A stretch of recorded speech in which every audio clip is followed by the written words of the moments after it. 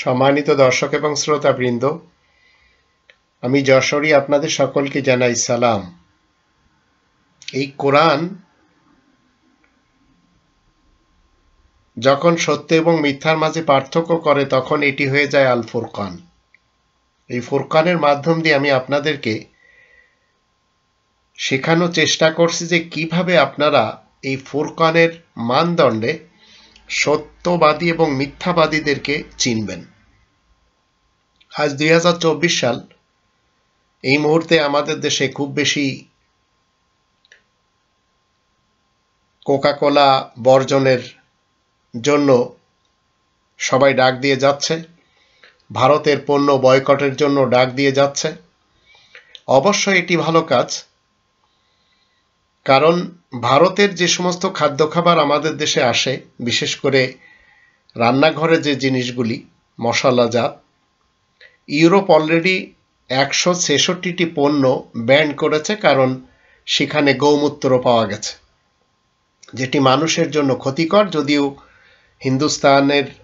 হিন্দুদের দৃষ্টিতে সেটি উপকার। কোকা-কোলা কখনো মানুষের উপকার দিতে পারে না, এটি একটি ক্ষতিকর পণ্য। তদ্রূপ আমাদের নিজেদের দেশে এমন কিছু আমাদের জাত ভাই আছেন যারা আমাদেরকে কোনো না কোনো ক্রমে বিষ পান করায় টাকা নিচ্ছেন, এবং ফুটপাতের লোকেরা সবচেয়ে বেশি, আবার বড় বড় হোটেলের লোকেরাও গোপনে তারা খাওয়াচ্ছেন এবং পান করাচ্ছেন। আপনারা আমার থেকেও অনেক ভালো জানেন, আমাদের দেশে শিয়াল পণ্ডিতকে হোটেলে জবাই করে সেটি খাসির মাংস হিসেবে চালিয়ে দেওয়া হয়, কুকুরের মাংসকেও খাসির মাংস হিসেবে চালিয়ে দেওয়া হয়।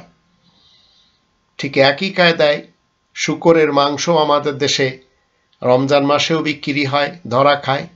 মরা মহিষের, মরা গরুর মাংস ভারত থেকে আমাদের দেশে আমদানি করা হয়।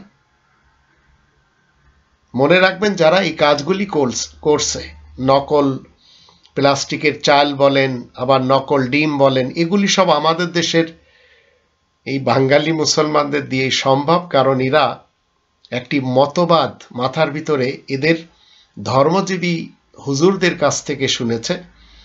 মরার পরে এদের কল্পিত যিনি নবী বা রাসূল, তিনি সুপারিশ করে নিয়ে যাবেন। এই সুপারিশের মতবাদের কারণে এরা যা ইচ্ছে তাই করে। তো কোরআনের 2 নম্বর সূরা আল বাকারার আমরা যখন 42 নম্বর আয়াতটি দেখব, সেখানে বলা হচ্ছে, ওয়ালা তালবিসুল হাক্কা বিল বাতিলি ওয়া তাকতুমুল হাক্কা ওয়া আনতুম তা'লামুন। আর তোমরা সত্যকে বাতিলের সাথে মিশ্রিত করো না, কিন্তু জেনে শুনে তোমরা সত্যকে গোপন করে চলেছ। তো জেনে শুনে আমাদের দেশের ফুটপাতে এবং বড় বড় হোটেল রেস্টুরেন্টে জেনে শুনে যে সমস্ত খাদ্য খাবারগুলি আমাদের খাওয়ানো হয় এবং পান করানো হয়, তার ভিতরে একজন ব্লগার, যার ক্ষমতা নেই বড় বড় রেস্টুরেন্ট এবং হোটেলে যেয়ে তাদের সাথে কথা বলার, কিন্তু ফুটপাতের একটি গরিব যে কিনা বিষ পান করাচ্ছে, অনেকের দৃষ্টিতে বিষ না হলেও লোকটি মানে এমন কিছু খাওয়াচ্ছে সে নিজে খাবে না। তো আল্লাহ তাআলার নিষেধাজ্ঞাকে উপেক্ষা করে এই লোকটি চিরকাল ফুটপাতেই থাকবে। এরা কোনোদিন নিজেদের ভাগ্য বদলাবে না, বরঞ্চ মানুষকে এরা ক্ষতি করবে।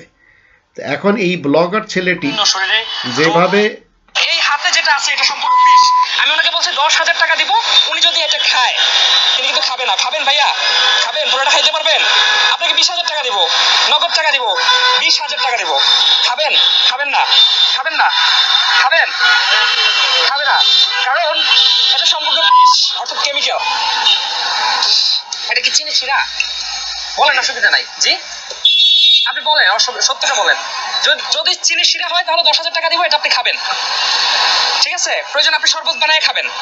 সত্যটা উন্মোচন করতে আসছি। আমরা যে খাচ্ছি, আমাদেরকে খাওয়াচ্ছেন, কিন্তু আমরা সত্যটা উন্মোচন করার জন্য সুন্দরভাবে ধরেছে, কিন্তু যে লোকটি খাওয়াচ্ছে সে কিন্তু হেসে খেলেই খাওয়াচ্ছে এবং মানুষের কাছ থেকে অর্থ নিচ্ছে। আর গরিব মানুষ, আবার অনেকে তৃষ্ণা নিবারণের জন্য দেখা গেল এই ফুটপাতের লোকদের কাছ থেকে খায়। আমিও ঢাকাতে অনেক সময় যখন আমি দেখি যে খুব সুন্দরভাবে ইক্ষু রস বের করে দিচ্ছে যাত্রাবাড়ি, যেখানে মাছের যে আড়তগুলি, ওখানে মাঝে মাঝে আমি আবার খাই, আবার ডাবও খাই, কিন্তু আমার অনেক ভয় হয়। তারপরেও চিন্তা করি হয়তো লোকটি ধোঁকা নাও দিতে পারে। কিন্তু এই মুখোশের আড়ালের চেহারাগুলি ইসলাম কখনো পছন্দ করে না। এরা সবাই আল্লাহ তাআলার দেয়া যে নিষেধাজ্ঞা, সেই নিষেধাজ্ঞা উপেক্ষা করে এই ব্যবসা বাণিজ্য করে, যেটি কখনো ইসলাম পছন্দই করে না। আর আমাদের দেশে তো জানেনই, যাদের হাতে আইন রয়েছে, যারা এদের দেখাশোনা করবে, এমনিতেই ফুটপাতের ব্যবসা ইসলামের দৃষ্টিতে কখনো বৈধ না, কারণ এটি হচ্ছে জনগণের রাস্তা, জনগণের ফুটপাত, যেখানে মানুষেরা চলাফেরা করবে। তো আমাদের ঢাকা শহরের অবস্থা কি?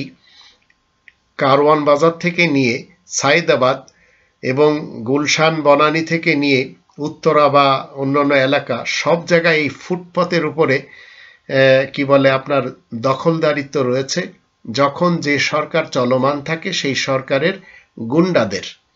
আর এই গুন্ডা সমাজ, এরা আবার অনেকে নামাজও পড়ে, অনেকে জুমার নামাজ পড়ে, অনেকে আবার ঈদগার মাঠের প্রথম কাতারে যেয়ে বসে। কিন্তু এই গুন্ডাদের কারণে ঢাকা শহরটি আবার প্রশাসনের অনেকে জড়িত আছেন, যার জন্য এই জাতির ভাগ্য কখনো পাল্টাবে না। কারণ জাতির লোকেরা যদি ভাগ্য পাল্টাতে না চায়, তো কোরআনের 13 নম্বর সূরা রদের 11 নম্বর আয়াত মতে এদের ভাগ্য কখনো আল্লাহ তাআলা পরিবর্তন করবেন না। এটি আল্লাহ তাআলার সিস্টেম এবং আল্লাহ তাআলার সুন্নাত।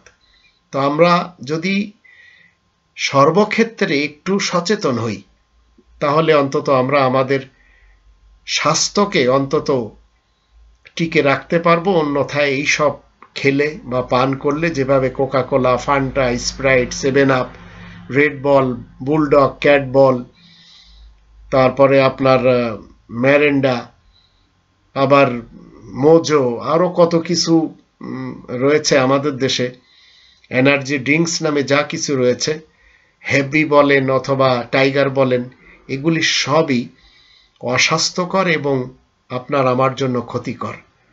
কখনো এই কমলপাড়ির পিছনে যাবেন না, সে যেই হোক না কেন, এবং হালাল যতবার লিখুক না কেন, মনে রাখবেন এদের এইসবের ভিতরে এমন কিছু উপাদান রয়েছে যেগুলি আপনার আমার জন্য অনেক ক্ষতিকর। আবার আমাদের ভাইয়েরা যেভাবে আমাদেরকে ঠকাচ্ছে, জাত ভাইকে বিষ খাওয়াচ্ছে, এদের থেকেও একটু দূরে থাকা আমাদের অবশ্যই দরকার। যদিও প্রশাসন এদের নিয়ে কখনো মাথা ব্যথা করবে না, গভর্নমেন্টও করে না। কারণ পুরা ঢাকা শহর সহ পুরা বাংলাদেশের বড় বড় ছোট ছোট শহরগুলি সব ইজারা দেওয়া, ভাড়ায় চলে। এক একটি জায়গা ঢাকা শহরে 24 ঘন্টার ভিতরে 3 বারও ভাড়ায় চলে। কারওয়ান বাজার বলেন, সাইদাবাদ বলেন। আর এরা সবাই মানুষকে কষ্ট দিয়ে মনে করে হালাল কামায়, মূলত এরা কেউ হালাল কামায় না।